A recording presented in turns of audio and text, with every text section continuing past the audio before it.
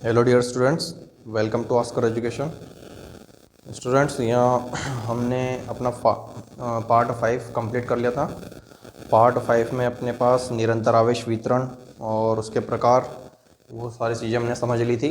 अब यहाँ हम अपने अगले टॉपिक की बात करते हैं। अगला टॉपिक हमारा है विद्युत क्षेत्र तथा विद्युत क्षेत्र की तीव्रता। स्टूडेंट्स, एक बात हम कहना चाहते हैं कि जितने पार्ट हमारे कंप्लीट हुए हैं उनको बार बार देखते रहें, ताकि आपकी स्टडी जारी रहे और साथ में आपकी रेगुलरिटी रहे और आपका रिवीजन होता रहे, ताकि आप उस चीज़ को कभी ना भूलें। इसलिए हमने इसको सरल से सरल लैंग्वेज में इसमें डाला है और ज़्यादा से ज़्यादा स्टूडेंट्स को बताएं, ताकि लॉकडाउन के चलते सभी अपनी स्टडी को जारी रखें। चलो स्टार्ट करते हैं हम यहाँ पर। विद्युत क्षेत्र। विद्युत क्षेत्र क्या होता है हमारे पास, यहाँ पर देख लेते हैं। किसी आवेश के आसपास का वह क्षेत्र जहाँ तक उसका प्रभाव होता है विद्युत क्षेत्र कहलाता है। इसका मतलब क्या है हमारे पास, यहाँ पर देख लें। हमारे पास मान लीजिए कोई चार्ज ये चार्ज है हमारे पास। इस चार्ज के आसपास का वहाँ क्षेत्र, मान लीजिए इसका इतना इतना प्रभाव होता है, इसका इतना प्रभाव है, चार्ज है इसका इतना प्रभाव है, तो ये अपने पास क्या कहलाता है, विद्युत क्षेत्र कहलाता है। हमने देखा है यहाँ हम विद्युत क्षेत्र की बात कर रहे हैं, इसलिए आवेश आ रहा है। यदि आपने देखा हो कभी चुंबक जो रखी हो, ये चुंबक है हमारे पास, इसमें N और S ध्रुव होते हैं।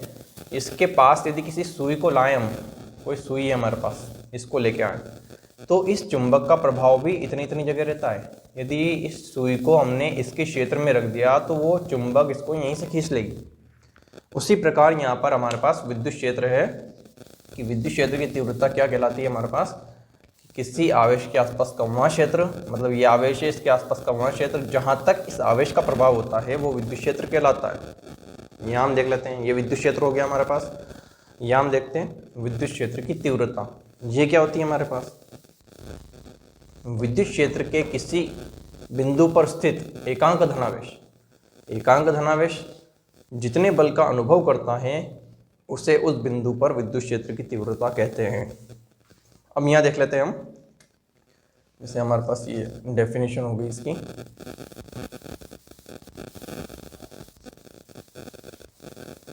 यहाँ देखते हैं विद्युत क्षेत्र, ये रहा हमारा इतना, ये विद्युत क्षेत्र हो गया कि किसी बिंदु पर, अब इतना बड़ा विद्युत क्षेत्र है अब ना, तो हम कोई सा भी बिंदु ले लेते हैं इसका। तो हमने ले लिया एक बिंदु, ये Q0 बिंदु ले लिया हमने यहाँ पर स्थित एकांक धनावेश की बात हो रही है, तो हम इसको प्लस चार्ज ले लेते हैं, ये प्लस हो गया। एकांक धनावेश हमने ले लिया, जितने बल का अनुभव करता है, तो हमने देख लिया यहाँ पर ये जो अनुभव कर रहा है, किस में कर रहा है, विद्युत क्षेत्र में रखा है, बल का अनुभव कर रहा है, उसे उस बिंदु पर, उसे ही इस बिंदु पर हम क्या बोलते हैं, विद्युत क्षेत्र की तीव्रता। कि विद्युत क्षेत्र की तीव्रता कितनी है उस बिंदु पर, यही हमारे पास विद्युत क्षेत्र की तीव्रता है। यहाँ हम आगे देखते हैं, माना कि विद्युत क्षेत्र के किसी बिंदु पर रखा परीक्षण आवेश Q0 है। हम अब यहाँ पर परीक्षण करते हैं कि जो विद्युत क्षेत्र की तीव्रता की जो डेफिनेशन है उसको हम हल करते हैं यहाँ पर, कि किस प्रकार से अपने पास ये कंडीशंस आती है। तो हमने देख लिया विद्युत क्षेत्र पर परीक्षण आवेश Q0 है, बल F का अनुभव करता है, तो ये जो Q0 है ये F का अनुभव कर रहा है। तब उस बिंदु पर विद्युत क्षेत्र की तीव्रता के लिए बात कर रहे हैं, इसलिए यदि दो चीज़ अपने पास आ गई है, Q0 और F आ गया है, तो अपन अब इस बिंदु पर विद्युत क्षेत्र की तीव्रता कितनी होगी इसको देखते हैं। तो यहाँ देख लें, हम जानते हैं कि विद्युत क्षेत्र की तीव्रता को E से दर्शाते हैं, तो E बराबर F/Q0, ये हमारे पास विद्युत क्षेत्र की तीव्रता का सूत्र है। यदि इसका अदिश रूप लेते हैं, अदिश रूप लेने से क्या होगा कि ये सदिश इसके हट जाएंगे, तो यहाँ हो जाएगा E बराबर F/Q0, या फिर Q0 का गुणा इधर कर दें तो हो गया Q0E बराबर F, या F को इधर कर लें, इसको उधर लिख लें, F बराबर Q0E, ये हमारे पास इसका सूत्र हो गया। यहाँ पर देख लेते हैं हम, अब इसका मात्रक देखते हैं कि विद्युत क्षेत्र की जो तीव्रता है इसका मात्रक क्या है। ऐसा ही मात्रक देख लें, जब भी किसी चीज़ का मात्रक निकलता है तो मात्रक इसी चीज, ये जो अपने पास विद्युत क्षेत्र की तीव्रता है इसके सूत्र पर डिपेंड करता है उसका मात्रक। यदि आपको इसका सूत्र पता है तो आपको मात्रक याद करने की आवश्यकता नहीं है, आप खुद बना लोगे। तो यहाँ देखते हैं विद्युत क्षेत्र की तीव्रता का सूत्र क्या है, E बराबर F बटे Q0। तो E बराबर, आपने E बराबर लिख दिया, F क्या होता है, F बल होता है, बल का मात्रक हमारे पास कितना है, न्यूटन। तो बल का मात्रक कितना होता है, न्यूटन होता है, तो बल की जगह हमने लिख दिया न्यूटन, फिर बटे, ये बटा लगा दिया हमने। Q0 क्या है, Q0 हमारे पास परीक्षण आवेश है, आवेश का मतलब क्या होता है, कूलाम। एसआई की बात हो रही है, इसलिए हम जो दोनों चीज़ है इन दोनों का ऐसा ही मात्रक ही लेंगे, हम और दूसरा मात्रक नहीं लेंगे। तो हमारे पास आ गया न्यूटन बटे कूलाम, या फिर न्यूटन प्रति कूलाम हम बोल सकते हैं इसको। न्यूटन के लिए N, कूलाम के लिए C, न्यूटन पर कूलाम इक्वल टू N और C। यदि C बटे से ऊपर गया तो इसकी घात कितनी आ जाएगी अपने पास, -1, तो NC -1, ये अपने पास इसका एसआई मात्रक हो गया। इसके बाद हम CGS मात्रक देखते हैं। CGS मात्रक की जब भी बात होती है तो वो जो है वो विद्युत क्षेत्र की तीव्रता के सूत्र पर डिपेंड करती है, या ऐसी बहुत सी जो डेफिनेशंस हैं उनके सूत्र पर निर्भर करती हैं। CGS देख लें तो हम देख लेते हैं, E बराबर F बटे Q0 है, तो E बराबर हमने लिख दिया, F क्या होता है, बल होता है, और बल का CGS मात्रक होता है डाइन, तो हमने लिख दिया डाइन, F की जगह हमने लिख दिया डाइन, फिर बटे Q0 क्या है, हमारे पास आवेश है, आवेश का CGS मात्रक कितना होता है, स्थित कूलाम, तो हमने Q0 की जगह लिख दिया स्थित कूलाम। हमारा जो मात्रक हो गया CGS मात्रक डाइन प्रति स्थित कूलाम, ये हमारे पास इसका CGS मात्रक हो गया। विमी सूत्र की यदि हम बात करते हैं कि विमी सूत्र क्या होता है, तो विमी सूत्र भी तुम्हारे इसी सूत्र के हिसाब से निकलेगा। मतलब सूत्र तो तुम्हें कंपलसरी याद करना ही है, यदि सूत्र याद है तो तुम तीनों चीज़ निकाल लोगे।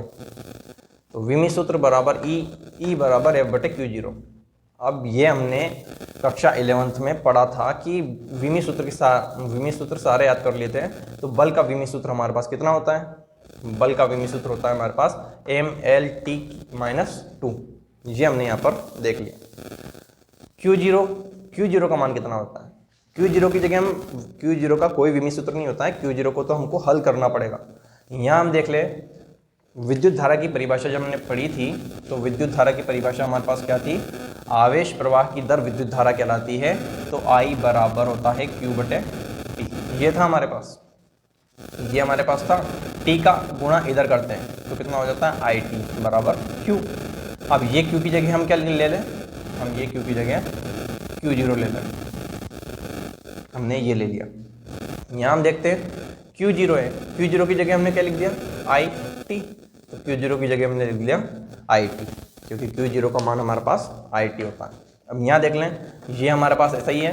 उसके बाद I क्या होती है, विद्युत धारा होती है, विद्युत धारा का मात्रक क्या होता है, एम्पियर, एम्पियर को A से शो करते हैं, तो ये हमारे पास A हो गया।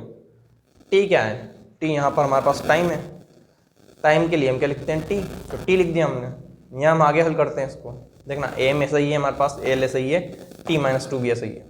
अब जो T था, इस T को यदि हम ऊपर भेजेंगे तो काय में हो जाएगा, माइनस में हो जाएगा, तो T -1, A को भी यदि ऊपर भेजेंगे तो A -1।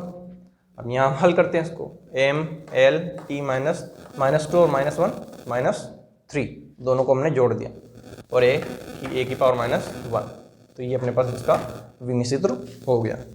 हम स्टूडेंट्स अगला टॉपिक देखते हैं। डियर स्टूडेंट्स, यहाँ हम अगले टॉपिक की बात करते हैं। अगला टॉपिक हमारे पास व्यंजक के लिए है कि व्यंजक, जैसे बिंदु आवेश के कारण विद्युत क्षेत्र की तीव्रता का व्यंजक। यहाँ इससे पहले हमने विद्युत क्षेत्र की परिभाषा देखी थी और विद्युत क्षेत्र की तीव्रता के बारे में समझा था। अब हम देखेंगे कि बिंदु आवेश के कारण विद्युत क्षेत्र की तीव्रता का व्यंजक किस प्रकार से हल होता है। यहाँ हम देखते हैं, तो हम यहाँ स्टार्ट करते हैं। माना कि किसी बिंदु O पर +Q आवेश रखा है, तो बिंदु आवेश के कारण है इसलिए बिंदु मानेंगे हम। तो हमने देख लिया बिंदु O ये रहा, इस पर +Q आवेश रखा है।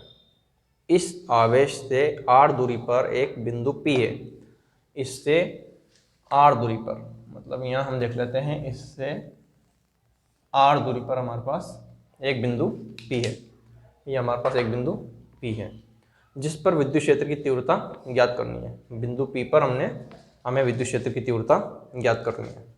बिंदु P पर एक परीक्षण आवेश Q0 रखा है, तो यहाँ हमने देख लिया कि P पर एक परीक्षण आवेश हमने मान लिया यहाँ पर Q0 है। अब हम आगे हल करते हैं इसको। तब कूलाम के नियम से, कूलाम का नियम किन्हीं दो बिंदुओं के बीच को दर्शाता है, उनके बीच में संबंध दर्शाता है, जो कि हम पढ़ चुके हैं पहले। तब कूलाम के नियम से आवेश प्लस क्यू के कारण, मतलब ये आवेश प्लस क्यू के कारण परीक्षण आवेश Q0 पर लगने वाला बल, इस प्लस क्यू के कारण Q0 पर जो लगने वाला बल है वो क्या हो जाएगा, F बराबर 1/4πε0 इंटू Q इंटू Q0 बटे R स्क्वायर। यहाँ कूलाम के नियम हमारे पास, कूलाम का जो सूत्र है वही है हमारे पास 4πε0 इंटू Q1 Q2 बटे R वर्ग, Q1 Q2 बटे R वर्ग। वहाँ पर हमारे पास कूलाम के नियम में Q1 Q2 दो चार्ज थे, यहाँ पर हमारे पास प्लस Q है और यहाँ Q0 है, तो हमने Q1 Q2 की जगह क्या लिख दिया, Q और Q0 लिख दिया। इसको समीकरण 1 नाम दिया। अब हम देखते हैं बिंदु P पर विद्युत क्षेत्र की तीव्रता। सबसे पहले तो हमने देख लिया कि कोई बिंदु P है, उस पर परीक्षण आवेश Q0 है, तो इस पर बल कितना लग रहा है, ये समीकरण 1 से हमने बल शो कर दिया। अब हम देखते हैं कि बिंदु P पर विद्युत क्षेत्र की तीव्रता कितनी है। तो विद्युत क्षेत्र की तीव्रता कितनी है, तो बिंदु P पर विद्युत क्षेत्र की तीव्रता बराबर E बराबर F बटे Q0। इससे पहले हमने विद्युत क्षेत्र की तीव्रता को सोल्व किया है, उसका सूत्र हमारे पास क्या है, E बराबर F बटे Q0। कुछ नहीं करना है, समीकरण 1 से F का मान समीकरण 2 में रख दें। समीकरण 1 से F का मान समीकरण 2 में रखने पर हमारे पास क्या है, E तो ऐसे ही है, बराबर ऐसे ही है, F का जो मान है इस पूरे को हमने यहाँ रख दिया, तो ये पूरा यहाँ रख दिया, इनटू अब यहाँ पर 1 बटे Q0 भी था, तो हमने लास्ट में लिख दिया इसको 1 बटे Q0। Q0 से Q0 कट गया, हमारे पास क्या बचा हुआ है, E बराबर 1/4πε0 इंटू Q बटे R स्क्वायर।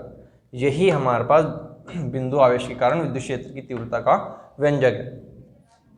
स्टूडेंट्स, हम अब अपना अगला पार्ट, अगले टॉपिक अगले पार्ट में लेके आएंगे। जब तक आप अच्छी तैयारी करते रहें और ज़्यादा से ज़्यादा स्टूडेंट को शेयर करें ताकि सबकी स्टडी बरकरार रहे। Thank you for watching.